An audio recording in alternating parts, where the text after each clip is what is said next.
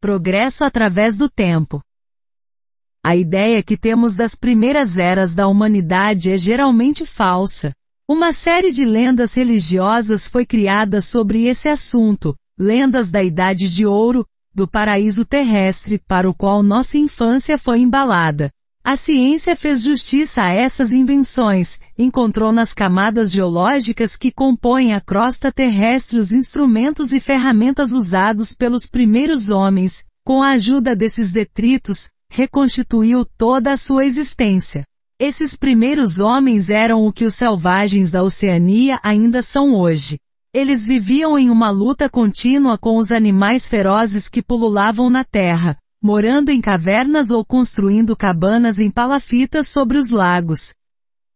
Suas únicas armas e instrumentos eram pedras cortadas em machados, facas e porretes. Suas únicas roupas eram as peles dos animais selvagens que matavam. Pouco a pouco, com o passar das eras, surgiram os instrumentos de metal, o bronze, a cerâmica e finalmente o ferro, ferro com o qual o homem cortava pedras, partia troncos de árvores e construía cidades. Então no céu da humanidade surge a pálida e confusa aurora de uma civilização rudimentar. O homem constrói a primeira cidade. Civitas. Daí a palavra civilização, e a partir daí com a vida em sociedade começa a vida moral. A vida isolada é a vida egoísta, a vida selvagem. A vida em comum é a vida moral, aquela que dá origem ao direito e ao dever, a única para a qual o homem foi feito, na qual ele pode desenvolver suas faculdades, descobrir as leis da justiça que governam as sociedades e os mundos. A princípio, é nas vastas planícies do Oriente que a civilização nascente conduz sua tocha. Ela procura um refúgio seguro, um lar preparado, e não encontra nenhum. Ela acende grandes fogos que deslumbram a terra, mas esses fogos são extintos quase que imediatamente, e o progresso infantil vai de cidade em cidade, de povo em povo, sem encontrar um lugar de parada. Ele deixa a Índia, brilha por um momento na Babilônia, depois abandona a Babilônia e vai para Nínive.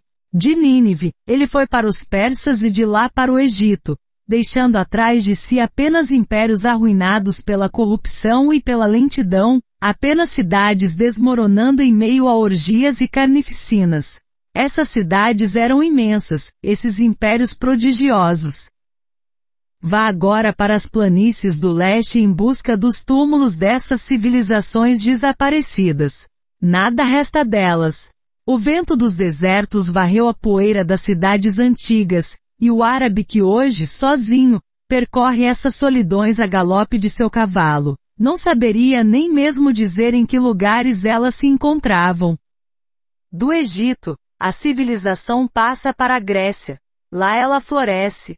Lá ela finalmente encontrou o ambiente, o lar muito procurado, de onde se irradiaria para o mundo. Sob o belo céu grego, o gênio humano se revelará por meio de criações artísticas que permanecerão para as eras futuras como modelos de pureza e harmonia. Monumentos como o mundo nunca havia visto antes, estátuas de perfeição ideal de forma, foram erguidos nas cidades gregas.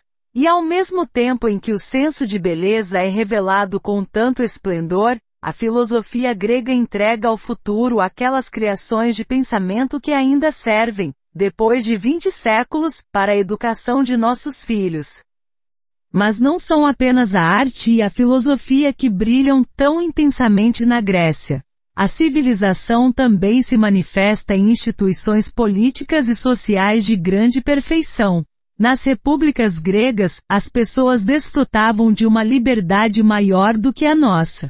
Cada cidadão tinha sua parcela de soberania nos assuntos do país. Pobres e ricos, todos eram iguais em direitos, e a justiça era distribuída a eles livremente. Comparando as instituições gregas com as nossas, os pensadores se desesperaram com o progresso. Afirmaram que a civilização grega nunca havia sido igualada e que após tantos séculos de decadência, a humanidade ainda não havia se elevado a esse nível. Mas não se enganem, senhores, essa é uma opinião equivocada. A civilização grega é mal avaliada apenas por seu brilho. Essa civilização é toda superficial e sem profundidade. Tomemos Atenas como exemplo. Em Atenas havia 20.000 cidadãos, desfrutando de seus direitos civis e políticos, beneficiando-se dos princípios de liberdade e igualdade que são a força e a grandeza das sociedades humanas, mas a população de Atenas era de mais de 220.000. O que eram então, os outros 200.000? É aqui que chamo sua atenção. É aqui que está a solução do problema. Os outros 200.000 habitantes de Atenas eram escravos, ou seja, homens mortos para a vida política, mortos para a vida social. E agora estamos nos gabando da superioridade das instituições gregas sobre as nossas. Escravidão. Esse é o abismo que separa as civilizações antigas da civilização moderna. A Grécia, rebaixada pelo luxo, pelas divisões internas, pela leviandade que é a consequência inevitável da escravidão, deixou a tocha da civilização nascente passar para as mãos de Roma. Enquanto os romanos permanecerem sóbrios, virtuosos e resistentes à fadiga, eles dominarão o mundo antigo. Eles imbuíram essa multidão de nações agrupadas ao redor do Mediterrâneo com um espírito de ordem, disciplina e uma organização erudita que ainda é admirada pelos homens. Eles cobriram a terra com aquelas obras prodigiosas cujas ruínas despertam nosso espanto. Porém, assim que o vício e a corrupção invadiram o Império Romano, essa poderosa civilização se desintegrou por todos os lados. Das regiões do norte e das florestas da Germânia, enxames de bárbaros se precipitaram sobre o Império, despedaçando-o, fragmentando-o, reduzindo-o a pó. Os povos se chocaram, exterminaram uns aos outros, empilharam ruínas sobre ruínas e nesse grande cataclismo, a arte, a civilização, tudo desmorona, tudo é engolido. Começa então para a humanidade, para o progresso, uma noite de 12 séculos de dor, de escuridão, que pesará sobre o mundo até a Renascença e a Reforma. Era a Idade Média, a Era do Ferro, a Era do Feudalismo, a era em que as fogueiras ardiam. O sangue fluía em torrentes nas câmaras de tortura e inúmeros gibetes eram erguidos, carregados com seus frutos sinistros. Em nosso país, os conquistadores do norte dividiram a terra, e os filhos dos gauleses se tornaram servos. Quem pode dizer, quem pode medir tudo o que nossos pais sofreram? Amarrados ao solo, eles não são mais homens, mas animais de carga. Nota do tradutor. A forca é qualquer instrumento de execução pública. Gibbeting é o uso de uma estrutura do tipo forca a partir da qual os corpos mortos ou moribundos de criminosos foram pendurados em exibição pública para dissuadir outros criminosos existentes ou potenciais. No entanto, uma nova fé surgiu no mundo. O paganismo romano foi sucedido pela religião de Cristo. A voz do grande suplicante ressoou do Calvário, dizendo a todos: amai-vos uns aos outros. E uma doutrina de paz e fraternidade se espalhou pela terra. Mas por mais grandioso e puro que fosse o cristianismo dos primeiros dias em sua austera simplicidade, tão esmagador e implacável era o catolicismo da Idade Média. As doutrinas católicas fizeram do céu a imagem da terra. Deus reina lá, cercado por seus santos, assim como aqui embaixo o rei está no trono entre seus senhores, e o senhor entre seus vassalos. Os conquistadores, os vencedores, são os nobres, os escolhidos, os vencidos são os servos, os vilões, os réprobos. Para alguns, festas, prazeres, vida alegre. Para outros, trabalho incessante, privações, miséria com o medo do demônio e a perspectiva do inferno. Acima de tudo, o arbítrio domina. A graça reina no céu, o favor aqui embaixo. Em nenhum lugar há direito, em nenhum lugar há justiça. Se ao menos houvesse, se não justiça, ao menos juízes. Ainda há vários lugares que levam esse nome. Quando se escava a terra, descobrem-se pilhas de ossos, esqueletos retorcidos e desarticulados. Você sabe o que eram esses tribunais? Eram os locais onde as forças senhoriais eram erguidas, e esses cadáveres são os de pobres servos que queriam se livrar de um jugo que era muito duro. Não nos lembramos de todas as coisas para reacender ódios extintos. Não, não temos ódio. Mas devemos responder aos homens que defendem as instituições da Idade Média, que as exaltam e que, se pudessem, as reviveriam. Com nossa mão na história, devemos responder e dizer uma coisa: a verdade. A verdade é que as pessoas da Idade Média ficaram curvadas por mais de 10 séculos sob o peso de todas as opressões. Preso à terra que cultivava, considerado como um bem móvel, o servo vivia a vida de um animal atrelado à pedra de moinho que movia o dia todo. Coberto de trapos, vivendo em cabanas esquálidas, o servo se alimentava do que a dureza do Senhor estava disposta a lhe deixar.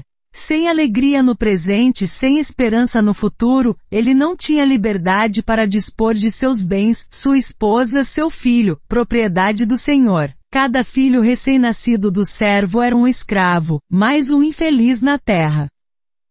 Às vezes, quando o Senhor se mostrava mais voraz, quando os guerreiros saqueavam as províncias, a vida se tornava tão difícil, a fome cobrava um preço tão alto que os servos, levados pela fome e pelo desespero, se revoltavam em massa, e sob o nome de Jacques Pastoriaux, iam buscar na morte o esquecimento e o fim de tantos males.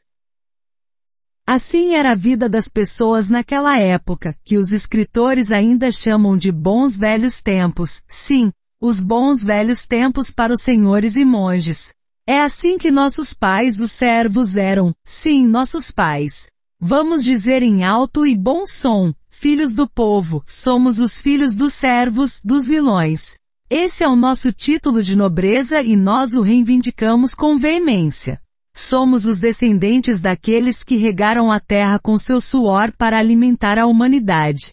E é por isso que praticamos a santa lei do trabalho. É por isso que amamos a justiça. É por isso que glorificamos 89. Pois 89 veio para dizer a esse servo: que esta terra que você rega com suas lágrimas seja sua terra. Que esta moradia pertença a você. Que sua filha seja sagrada para todos. Que a noite que envolve sua alma se dissipe diante da luz da instrução, para que uma nova existência possa finalmente começar, e a hora da reparação possa soar para você. Em meio à era sombria do feudalismo e da teocracia romana, o que aconteceu com o pensamento? O pensamento parece velado, obscurecido, extinto para sempre. No entanto, não nos deixemos enganar, o pensamento não está morto. Ele observa, abre caminho, timidamente no subsolo, mas continua. É como a semente durante o inverno. Quando está no solo, fermenta lentamente até chegar o momento em que pode nascer na luz e dar frutos. E logo ela levanta a preciosa semente. É primavera, o renascimento do progresso e da razão. O pensamento humano está despertando e buscando se livrar do peso que o esmaga. Ferro, fogo e tortura são usados contra ele, mas em vão. Ele é fortalecido pelos tormentos e se torna cada vez mais forte. Acreditava-se que ela havia sido esmagada na cruzada contra os albigenses, mas reapareceu com Jean Hus, Jerônimo de Praga e os valdenses. Para a fogueira de Jean Hus, para a fogueira de Jerônimo de Praga, para a fogueira de todos os inovadores. E os inquisidores da fé vão a toda parte, carregando o machado, a tocha e os instrumentos de tortura. Fluxos de sangue correm em nome de um Deus misericordioso, inúmeras vítimas são sacrificadas. Oh, então a semente da heresia deve ser destruída. Mas dos vales da Europa Central surgiu um grito de protesto contra os excessos do catolicismo, um tremendo clamor por libertação e liberdade. A razão reaparece com os apóstolos da Reforma. A unidade católica é quebrada. O jugo da teocracia romana é rejeitado por 20 milhões de homens. O protestantismo proclama o princípio do livre exame, e apesar dos punhais do dia de São Bartolomeu, apesar dos sabres dos dragões, apesar do exílio e da Bastilha, é a partir desse princípio do livre exame, ampliado e fortalecido, que a filosofia do século XVIII e o pensamento livre moderno surgirão. E é aqui que o pensamento renascido descobre uma ferramenta, um instrumento admirável para se espalhar pelo mundo. Um homem derrete caracteres de metal que são agrupados e formam palavras. Essa é a prensa de impressão. Graças a ela, o livro, tão raro, tão caro quando era apenas um manuscrito copiado com uma caneta, o livro e mais tarde o jornal, penetrarão até mesmo nos lares mais humildes, iniciando o camponês, o trabalhador na vida intelectual, arrancando um a um de suas almas os instintos grosseiros gerados pela servidão, preparando-os para a luz. A partir de então, o pensamento decola e avança a passos rápidos. A arte brilha, a ciência sonda os céus profundos e revela a suprema harmonia dos mundos. A filosofia se aprofunda nos maiores problemas. A história se ilumina, a igreja e os tronos são abalados, as velhas crenças e superstições são desfeitas, a razão e a consciência se expandem, e esse imenso trabalho de elaboração, que dura 3 séculos, finalmente leva à formidável explosão moral que chamamos de Revolução de 89, uma explosão que, ao abalar a velha sociedade autoritária e feudal, trouxe ao semblante do mundo a civilização moderna, apoiada nesses fundamentos inabaláveis, lei e liberdade. A revolução é para nosso país, para nossa raça, o que é para cada um de nós a hora de nossa maioridade. É a sociedade humana tomando posse do governo de si mesma, substituindo o reino da justiça pelo reino do favor, a lei pelo prazer, a liberdade pela escravidão. Na ordem política e social, o passado, para comandar os homens, invoca uma vontade superior, uma vontade externa à consciência. Foi em crenças obscuras, em revelações sobrenaturais e muitas vezes, na força bruta que as instituições da Idade Média encontraram suas fontes de autoridade. A Revolução, por outro lado, lançou as bases da nova ordem social sobre as leis imutáveis da natureza e os ensinamentos eternos da razão. Não há mais milagres, não há mais revelação. É na consciência humana que encontramos os princípios que terão autoridade para todos, uma vez que tenham sido proclamados pela vontade nacional e convertidos em leis pelos representantes eleitos pelo povo.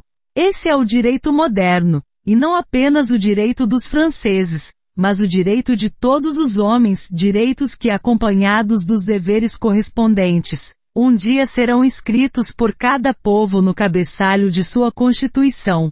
Os constituintes de 89 não falaram apenas para a França, eles falaram para o mundo inteiro. É a grandeza e a glória imortal da Revolução Francesa ter inaugurado esses princípios de igualdade, solidariedade e fraternidade, pelos quais as nações um dia se unirão como membros de uma única família, da grande família universal. Senhores, nesta rápida exposição da marcha do progresso através dos tempos, vou me deter na Revolução. A Revolução, de fato, é o abismo entre duas eras, uma marcando a infância da humanidade, a outra a sua idade adulta. Antes da Revolução, o mundo olhava para trás, acreditava na queda, na decadência, depositava toda a sua confiança nas lendas religiosas. A partir de 1989, o mundo olha para o futuro. O homem conta apenas com sua própria iniciativa, com seu trabalho, com seu gênio, para criar esse futuro, que será tanto maior quanto maior for seu esforço para prepará-lo. A revolução, é preciso dizer, ocorreu em meio a uma geração que carecia de maturidade. A ignorância e a luta de interesses egoístas detiveram seu desenvolvimento por 80 anos.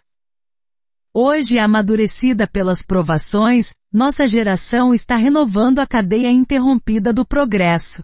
De forma pacífica mas resoluta, ela está retomando o trabalho de nossos pais a fim de segui-lo em todas as suas consequências lógicas, para alcançar a emancipação intelectual e moral da raça humana. Vejamos então o que é o presente, a quem está reservada essa tarefa, o que o torna forte, o que o torna fraco, o que nós mesmos temos de fazer para torná-lo grande e frutífero.